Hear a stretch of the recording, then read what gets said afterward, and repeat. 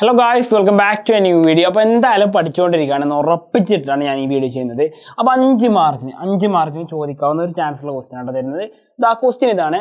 5 മാർക്കല്ല അഞ്ചാമത്തെ ചോദ്യമാണ്. 4 മാർക്കിനൊക്കെ ചോദിക്കാവുന്ന മാക്സിമം ചോദിക്കുന്നുണ്ട് 4 മാർക്കിനൊക്കെ.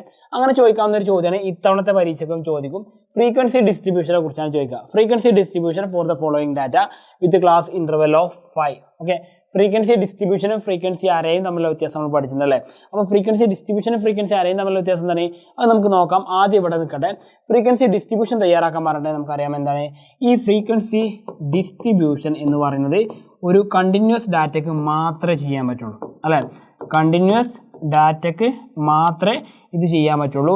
പക്ഷേ ഫ്രീക്വൻസി അറേ നമുക്കറിയാം അത് ആർക്ക് വേണ്ടിയിട്ടാണ് ചെയ്യുക. ഫ്രീക്വൻസി അറേ നമ്മൾ ചെയ്യാറുള്ളത് ഡിസ്ക്രീറ്റ് ഡാറ്റക്കാണ് ചെയ്യുക. അപ്പോൾ അത് തന്നെയാണ് വ്യത്യാസം എന്ന് പറയുന്നത്. നോക്കി വെച്ചേ എന്തൊക്കെയാണ് വ്യത്യാസം എന്ന് പറയുന്നത്. ഫ്രീക്വൻസി ഡിസ്ട്രിബ്യൂഷൻ ആണെങ്കിൽ കണ്ടിന്യൂസിനാണ്, ഫ്രീക്വൻസി ആരാണെങ്കിൽ ഡിസ്ക്രീറ്റിനാണ് ചെയ്യല്ലേ. അപ്പോൾ നമ്മളോട് പറഞ്ഞത് ഫ്രീക്വൻസി ഡിസ്ട്രിബ്യൂഷൻ ആണ്, അഥവാ ഒരു കണ്ടിന്യൂസ് അഥവാ ക്ലാസ് ഉണ്ടാക്കിയിട്ട് ചെയ്യാനാണ് പറഞ്ഞത്. അപ്പോൾ ക്ലാസ് ഉണ്ടാക്കി ചെയ്യുന്നത് നമുക്ക് എന്ത് വേണം, ക്ലാസിൻ്റെ ഇൻ്റർവെൽ പറഞ്ഞിട്ട് 5 വെച്ചെടുക്കാനാണ് പറഞ്ഞല്ലേ. അപ്പോൾ ഇങ്ങനെ ചെയ്യാൻ നമുക്ക് ആദ്യം വേണ്ടത് ഇതിൽ ഏറ്റവും വലിയ സംഖ്യയും ചെറിയ സംഖ്യ ആദ്യം കണ്ടുപിടിക്കാൻ വേണ്ടത് അല്ലേ. ചെറിയ സംഖ്യ എന്ന് പറയുമ്പോൾ എനിക്കറിയാം ഇവിടെ 0 ആണ്. അപ്പോൾ lowest value okay, lowest value എന്ന് പറയുന്നതിനാണ് 0 ആണ്. ലോവസ്റ്റ് വാല്യൂ എത്രയാണ് 0 ആണ്. ഇനി ഹയസ്റ്റ് വാല്യൂ ആണല്ലേ 35. യെസ് 35 ആണ് ഹയസ്റ്റ് വാല്യൂ. അപ്പോൾ ഇനി അടുത്ത് വേണ്ടത് ഹയസ്റ്റ് വാല്യൂ ആണ്. അപ്പോൾ lowest value and highest value ആണ് കണ്ടുപിടിക്കേണ്ടത്. ഹയസ്റ്റ് വാല്യൂ 35 ആണ് കിട്ടി. ഇതിൻ്റെ ഇടയിലായിരിക്കണം നമ്മുടെ ക്ലാസ് തയ്യാറാക്കുന്നത് അല്ലേ. അപ്പോൾ നമുക്ക് ഈ സംഖ്യകളെ വെച്ചിട്ട് ക്ലാസ് തയ്യാറാക്കാം. ആദ്യം നമ്മൾ തയ്യാറാക്കാൻ പോകുന്നതാണ് ക്ലാസ് അല്ലേ. ക്ലാസ് നമ്മൾ തയ്യാറാക്കണം. എത്രയാണ് വരുന്നത് 0 എന്നാണ് തുടങ്ങുന്നത്. അപ്പോൾ നമ്മൾ 0 കൊടുത്തു. 0 to 5 ആണ് കൊടുക്കുന്നത്. 0 മുതൽ 5 വരെ എത്ര നമ്പർ വരുന്നുണ്ട് നോക്കി നിങ്ങൾ. അപ്പോൾ നമ്മൾ അതിൻ്റെ ഫ്രീക്വൻസി എഴുതാൻ പോട്ടോ. 0 മുതൽ 5 വരെ എത്ര വരുന്നത് നമുക്ക് നോക്കാം. അപ്പോൾ ഫ്രീക്വൻസി എഴുതുന്നതിന് മുമ്പ് നമുക്ക് എന്ത് ചെയ്യാം, ആദ്യം ടാലി മാർക്ക് കൊടുക്കാം. ഓക്കെ, ടാലി മാർക്ക് കൊടുക്കാം. അപ്പോൾ ടാലി മാർക്ക് നമുക്ക് കൊടുക്കാം. ദെൻ എന്ത് വേണം, ടാലി മാർക്കിന് ശേഷം എന്ത് വേണം, ഫ്രീക്വൻസിയാണ് എഴുതേണ്ടത് അല്ലേ. ഫ്രീക്വൻസിയാണ് നമ്മൾ എഴുതി വെക്കുന്നത്. ഓക്കെ ആണല്ലോ. അപ്പോൾ നമുക്ക് ഓരോ class എഴുതിയേക്കാം. 0 to 5, then 5 to 10, 10 to 15, 10 to 15, 10 to 15 എന്നാണ് വരുന്നത്.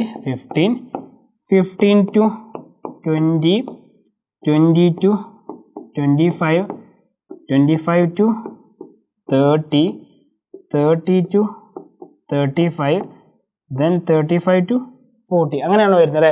അപ്പോൾ നമുക്ക് എന്ത് ചെയ്യാം, ഒന്നുകൂടി റീഅഡ്ജസ്റ്റ് ചെയ്തിട്ട് വേണം എഴുതാൻ, അല്ലെങ്കിൽ നമുക്ക് എന്തെങ്കിലും സ്പേസ് തികയില്ല അല്ലേ. അപ്പോൾ നമുക്ക് ഈ പറഞ്ഞ സ്പേസുകളൊക്കെ ഒന്ന് കൃത്യമായിട്ട് ഉപയോഗിച്ചുകൊണ്ട് നമുക്ക് എഴുതി വെക്കാം. എന്താണ് നമ്മുടെ ആൻസർ വരുന്നത് നമുക്ക് നോക്കാം. ഓക്കെ, അപ്പോൾ നോക്കിക്കൊള്ളണം. അപ്പോൾ ഫസ്റ്റ് ഓഫ് ഓൾ നമ്മൾ ചെയ്യേണ്ട കാര്യം എന്ന് പറഞ്ഞാൽ ഈ പറഞ്ഞ പോലെ തന്നെ എഴുതി വെക്കാണ്. അപ്പോൾ നമുക്ക് എഴുതി വെക്കാം 0 to 5 അതിൽ എത്ര ഫ്രീക്വൻസി നമുക്ക് നോക്കാം അല്ലേ. 0 to 5 വരുമ്പോൾ ഫ്രീക്വൻസി എത്ര വരുന്നത് നോക്കിയേ.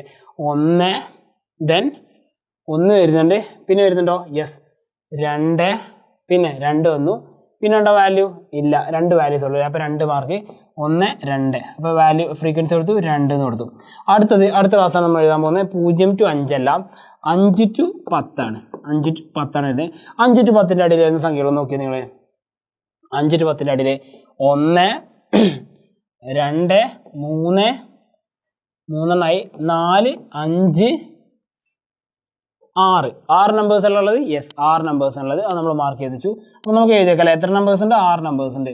1, 2, 3, 4, 5, 6. അപ്പോൾ 6 ഇങ്ങനെയാട്ടോ ഇതിൽ. നമ്മൾ 5 ക്രോസ് ചെയ്യുന്നത് എങ്ങനെയാണ്, ക്രോസ് ലൈൻ വരച്ചിട്ടാണ്. അതായത് 4 ലൈൻസ് ഇട്ടിട്ട് 1, 2, 3, 4, 5 ഇങ്ങനെ എഴുതാൻ പാടില്ല. പകരം ഇങ്ങനെ വരച്ചിട്ട് ഒരു ലൈൻ ഇട്ട് അതെന്തായി മാറി, 6 ആയി മാറി അല്ലേ.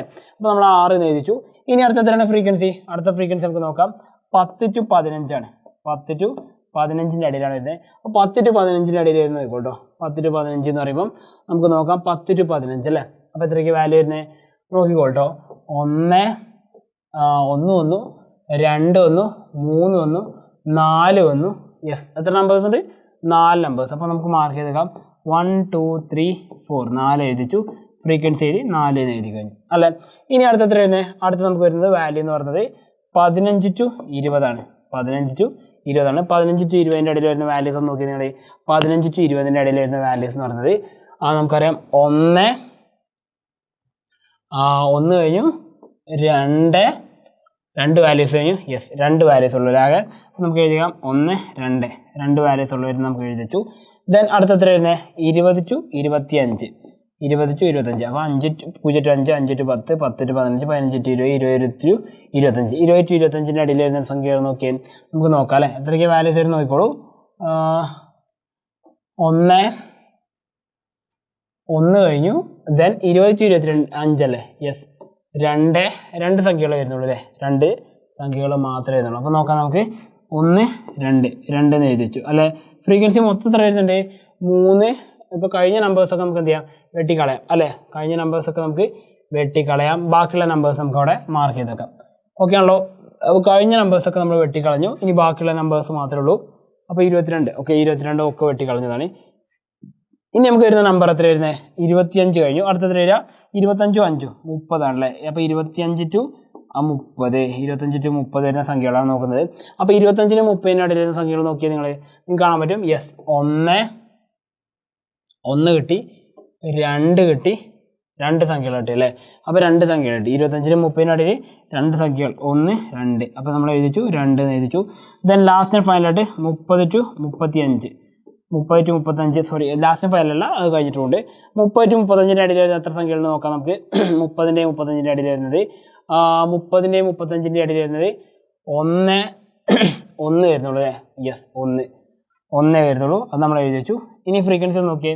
2, 6, 8, 12, 14, 16, 18, 19. ഇനി ആകെ ഒരൊറ്റ നമ്പർ കൂടെയുള്ളത് എത്രയാണ്?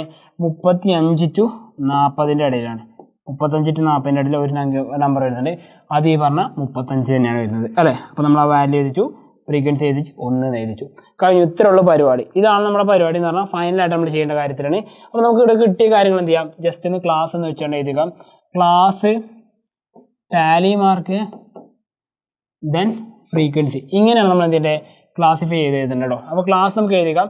ക്ലാസ് എത്രയായിരുന്നു? 0 മുതൽ 5 വരെ, പിന്നെ 5 മുതൽ 10 വരെ, 10 മുതൽ 15 വരെ, 15 മുതൽ 20 വരെ, 20 മുതൽ 25 വരെ, 25 മുതൽ 30 വരെ, 30 മുതൽ 35 വരെ, 35 മുതൽ 40 വരെ അല്ലേ. അപ്പോൾ ഇത്രയും വാല്യൂസ് നമുക്ക് ഉണ്ടായിരുന്നു. ടാലി മാർക്ക് നോക്കാം. 2, 6, 4 അങ്ങനെ പോകുന്നു അല്ലേ. അപ്പോൾ ഫ്രീക്വൻസി എഴുതിക്കാൻ നമുക്ക് തുകയായിരിക്കും 2, 6, 4, 6, 4, 2, 2, 2, 1, 2, 2, 2, 1, 1. ഇത്രയാണല്ലോ നമുക്കുള്ളത്. ഇനി ഞാൻ സംഖ്യകൾ എഴുതിയേക്കാം. 1, 2, 1, 2, 3, 4, 5, 6, 1, 2, 3, 4, 1, 2, 1, 2, 1, 2, 1, 1. ഇത്രയും കാര്യങ്ങൾ ചെയ്ത് കഴിഞ്ഞാൽ എന്ത് ചെയ്തു? നമ്മുടെ ടേബിൾ കംപ്ലീറ്റ് ചെയ്ത് കഴിഞ്ഞു. ഇനി വളരെ ഈസി ആയിട്ട് നിങ്ങൾക്ക് എന്ത് ചെയ്താൽ മതി? ഈ കാര്യം എഴുതി വെച്ച് കഴിഞ്ഞാൽ ഈസി ആയിട്ട് അതിൻ്റെ ഫുൾ മാർക്ക് സ്കോർ ചെയ്യാൻ പറ്റുള്ളൂ. അപ്പോൾ ഫ്രീക്വൻസി ഡിസ്ട്രിബ്യൂഷൻ തയ്യാറാക്കാൻ വേണ്ടിയിട്ട് ഇങ്ങനെ ചോദ്യം വരാറുണ്ട്. അപ്പോൾ ഓർത്തൊക്കെ ക്ലാസ് ഇൻ്റർവെൽ എത്ര എടുക്കേണ്ടത് അതിൽ പറഞ്ഞിട്ടുണ്ടാവും.